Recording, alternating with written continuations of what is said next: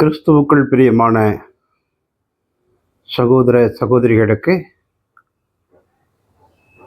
ஆண்டவராகிய இயேசு கிறிஸ்துவின் நாமத்தில் வாழ்த்துக்கள். பைபிள் டாக் நிகழ்ச்சிக்கு உங்களை வரவேற்பதில் நான் மிகுந்த மகிழ்ச்சி அடைகிறேன். இயேசு சீஷர்களை அழைத்து, நீங்கள் போய் சுவிசேஷம் சொல்லுங்கள், நீங்கள் உலகமெங்கும் போய் சுவிசேஷம் சொல்லுங்கள் என்று சொல்லி ஒரு அற்புதமான கட்டளையை கொடுத்தார். இந்த கட்டளையை பெற்றுக்கொண்டவர்கள் கட்டளையை மட்டுமல்ல, இயேசுவினால் அவர்கள் அதிகாரத்தையும் பெற்றுக்கொண்டார்கள் என்று நாம் பார்த்தோம். வியாதிகளை துரத்தவும், நோய்களை குணப்படுத்தவும், பிசாசுகளை விரட்டவும் அவர்கள் அதிகாரம் பெற்றவர்கள். அவர்கள் அந்த அதிகாரத்தை பயன்படுத்தினார்கள், வசனத்தையும் பிரசங்கித்தார்கள். பிரியமானவர்களே, சிலுவைக்கு முன்பு சீஷர்கள் இயேசுவை புரிந்து கொள்வதற்கு தடுமாற்றம் இருந்தது. அவர்களுடைய அதிகாரத்தை புரிந்து கொள்வதற்கு தடுமாறினார்கள். இயேசுவையே புரிந்து கொள்வதற்கு தடுமாறினார்கள். இயேசுவை அவர்கள் வாழ்ந்த பகுதியில் அவர்களுக்கு இருந்த அந்த மேன்மை, இயேசுவுக்கு இருந்த மகிமை, ஜனங்கள் இயேசுவுக்கு கொடுத்திருந்த மரியாதை மிக குறைவு. இன்னும் சொல்லப்போனால் அற்பமாய் பார்த்தார்கள், ஏளனமாய் பார்த்தார்கள். மரியாளின் குமாரன் அல்லவா இவன்? தச்சன். இவனுடைய சகோதரர்களும் நம்மிடத்தில் இருக்கிறார்கள். இயேசு எவ்வளவு பெரிய அற்புதங்களை செய்திருந்தாலும், தீர்க்க முடியாத பிரச்சனைகளை தன்னுடைய வார்த்தையினால் தீர்த்து வைத்திருந்தாலும், புரிந்து கொள்ள முடியாத சம்பவங்களை இயேசு அழகாய் அற்புதமாய் பிரதானிகளுக்கு புரிய வைக்கும்படிக்கு ஞானம் இருந்திருந்தாலும், ஜனங்கள் அவரை பார்த்து சொன்னது, தச்சனுடைய குமாரன். அவங்க சகோதரிகளும் நம்மிடத்தில் இருக்கிறார்கள் என்று. பிரியமானவர்களே, இயேசுவை புரிந்து கொள்ள அவர்களுக்கு காலம் தேவைப்பட்டது. இன்னும் சொல்லப்போனால் பரிசேயர்களுக்கும் சதுசேயர்களுக்கும் அவர்கள் பயந்தார்கள். இயேசு சிலுவையில் அறையப்படுவதற்கு முன்பு பேதுரு மறுதலித்தான். மற்ற சீசர்கள் எல்லாரும் ஓடி ஒளிந்து போனார்கள். யூதாஸ் காசுக்காக இயேசுவை காட்டி கொடுத்து விட்டான். இவ்வளவுதான் சீசர்களுடைய தன்மை. உயிர்த்தெழுந்த பிற்பாடு அவர்கள் மிகவும் பலசாலிகளானார்கள். இயேசு அவர்களுக்கு கட்டளை கொண்டு வாக்குத்தத்தம் கொடுத்தபடியே அவர்கள் பரிசுத்த ஆவியை பெற்றுக்கொண்ட பின்பு அவர்களுடைய மனநிலைமை மாறியது, உடல் வலிமை அடைந்தது, பேச்சும் பிரசங்கமும் மிகவும் வல்லமை பொருந்தியதாக இருந்தது. பேதுரு அந்த பெந்தகோஸ்தே நாளில் கூடியிருந்த அந்த ஜனங்களுக்கு மத்தியில பேசத் தொடங்குகிறான். உலகமெங்கும் இருக்கிற யூதர்கள் அங்கே கூடினார்கள். அது அவர்களுக்கு ஒரு கட்டளையாக இருந்தது. அந்த கட்டளையினாலே உலகமெங்கும் இருக்கிற யூதர்கள் ஒன்று கூடினார்கள். அந்த நாளிலே வாக்குத்தத்தம் பண்ணப்பட்டபடி வானத்திலிருந்து பரிசுத்த ஆவியானவர் அவர்களுக்குள் இறங்கினார். பரிசுத்த ஆவியானவர் இறங்கின பொழுது அவர்கள் பற்பல பாஷைகளை பேசினார்கள். பொதுவாக யூதர்களுக்கு ஒரே ஒரு மொழிதான்.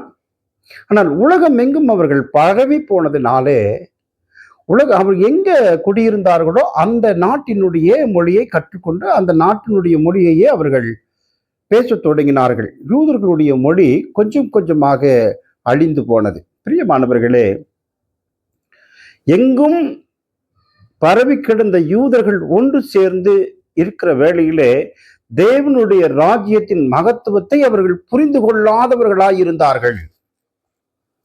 அப்பொழுது பரிசுத்த ஆவியானவர் இறங்கினதினாலே அவர்கள் பற்பல பாஷைகளை பேசினார்கள், நவமான பாஷைகளை பேசினார்கள்.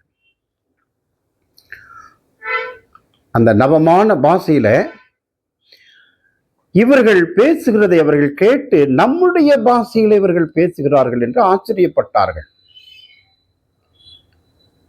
நம்முடைய பாஷையில பேசுறவங்க கலிலேய நாட்டை சேர்ந்தவங்க, ஆனா நம்ம பாஷையை பேசுறாங்க. ஆச்சரியப்பட்டார்கள். ஆச்சரியப்பட்ட ஜனங்களுக்கு மத்தியில எழுந்து நின்ற பேதுரு பேசினான், உங்களால் சிலுவையில் அறையப்பட்ட இந்த இயேசுவை தேவன் எழுப்பினார் என்று பேசினான். பிரியமானவர்களே, பயந்து ஓடின, தன் ஜீவனை காத்துக்கொள்ள விரும்பின சீசன், எனக்கு அவரை தெரியாது என்று மறுதளித்த இந்த சீடன் ஜனங்களுக்கு மத்தியிலே எழுந்து நின்று பேசுகிறான், உங்களால் சிலுவையில் அறையப்பட்ட இந்த இயேசுவை தேவன் எழுப்பினார் என்பதற்கு நாங்கள் சாட்சிகளாயிருக்கிறோம். மீண்டும் மீண்டும் நான் உச்சரிக்க விரும்புகிறேன், உங்களால் சிலுவையில் அறையப்பட்ட இந்த இயேசுவை தேவன் எழுப்பினார் என்பதற்கு நாங்கள் சாட்சிகளாயிருக்கிறோம் என்று பேதுரு பேசினான். ஆம் பிரியமானவர்களே, யார் நம்மை அடித்து கொண்டு போடு விடுவார்களோ என்று பயந்திருந்தானோ, யாருக்கு முன்பு நிற்க முடியாமல் ஓடி ஒளிந்தானோ அவர்களுக்கு மத்தியில நின்று பேதுரு சொல்லுகிறான், உங்களால் சிலுவையில் அறையப்பட்ட இந்த இயேசுவை தேவன் எழுப்பினார் என்று. ஆம் பிரியமானவர்களே, இந்த வார்த்தையை கேட்டவுடனே அங்கே இருந்தவர்கள் ஆச்சரியப்பட்டார்கள். மாத்திரமல்ல, அவர்களுடைய இருதயம் குத்தப்பட்டது. அவர்களுடைய இருதயம் குத்தப்பட்டவுடனே அவர்கள் பேதுருவையும் மற்ற அப்போஸ்தலர்களையும் பார்த்தார்கள். என்ன சொல்றாங்க? அவர்கள் இருதயத்திலே குத்தப்பட்டவர்களாகி பேதுருவையும் மற்ற அப்போஸ்தலரையும் பார்த்து, சகோதரரே, நாங்கள் என்ன செய்ய வேண்டும் என்று கேட்டார்கள். என்னதான் பேசியிருந்தாலும் குத்தப்படாத இருதயத்துக்கு ஒண்ணுமே செய்ய முடியாதுப்பா. 1000 சத்தியங்கள் கேட்டிருந்தாலும், வல்லமையான மக்களை சந்திச்சிருந்தாலும், இருதயம் குத்தப்படாவிட்டால் மனம் திரும்புதல் ஏற்படாது. பிரியமானவர்களே, மனம் திரும்புதல் என்பது மனிதனுடைய சொந்த தீர்மானம். நீங்கள் மனம் திரும்பாமல் போனால் என்று ஆண்டவர் சொன்னார். அது மனம் திரும்புதல் என்பது நம்மிடத்திலிருந்து உருவாக வேண்டும், நம்முடைய இருதயத்தில் உருவாக வேண்டும். இந்த சத்தியத்தை கேட்டவுடனே அந்த ஜனங்களுடைய இருதயம் குத்தப்பட்டது. பேதுருவையும் மற்ற அப்போஸ்தலர்களையும் பார்த்து, நாங்கள் என்ன செய்ய வேண்டும் என்று கேட்டார்கள். பேதுரு தாமதியாமல் சொல்லுகிறான், நீங்கள் மனம் திரும்பி ஒவ்வொருவரும் பாவ மன்னிப்புக்கு என்று இயேசு கிறிஸ்துவின் நாமத்தில் ஞானஸ்தானம் பெற்றுக் கொள்ளுங்கள், அப்பொழுது பரிசுத்த ஆவியின் வரத்தை பெறுவீர்கள் என்று சொன்னான். ஆம் பிரியமானவர்களே, மனம் திரும்பாமல் ஞானஸ்தானம் பெறக்கூடாது, மனம் திரும்பி ஞானஸ்தானம் பெற வேண்டும்.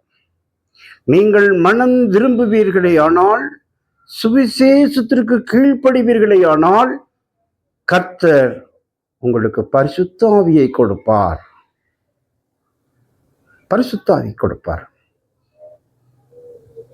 நேற்றைக்கு வரையும் இருந்த நீங்கள் இப்பொழுது புதிய சிருஷ்டியாய் இருக்க தேவன் உதவியாய் இருக்கிறார். அன்றைய தினம் இந்த சத்தியத்தை கேட்ட தேவனுடைய பிள்ளைகள், ஏராளமான ஜனங்கள் தங்களை ஒப்பு கொடுத்தார்கள். அவர்களுடைய இருதயம் குத்தப்பட்டு அவர்கள் மனம் திரும்பினார்கள்.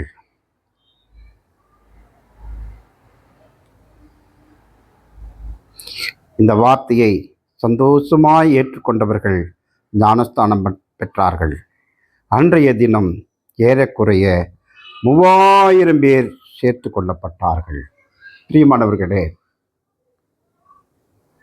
மனம் திரும்புவதற்கு காலம் அவகாசம் எடுக்க வேண்டும், கால அவகாசம் தேவைப்படுகிறது என்று சொல்லுகிற ஜனங்களுக்கு மத்தியில் நாம் இருக்கிறோம். இன்றைக்கு இல்லைங்க, நான் நாளைக்கு வர்றேன் பார்த்துக்கலாம். அது அப்படி இல்லை. அது ஒரு மனம் திரும்புதல் அல்ல. மனம் திரும்புதல் என்பது உடனே தீர்மானம் எடுப்பது. சத்தியத்தை கேட்ட உடனே இருதயம் குத்தப்பட்டவர்களாகி தங்களை ஒப்பு கொடுத்தார்கள். அன்றைய தினம் வார்த்தையை ஏற்றுக்கொண்டு ஞானஸ்தானம் பண்ணப்பட்டவர்கள் 3000 பேர். ஆம் பிரியமானவர்களே, இந்த சத்தியத்தை கேட்டுக்கொண்டு இருக்கிற நீங்கள், இந்த சத்தியம் உங்களுக்கு எவ்வளவாய் பிரயோஜனம் இருக்கிறது என்று நீங்கள் தீர்மானம் பண்ணுங்கள். மனம் திரும்புங்கள்.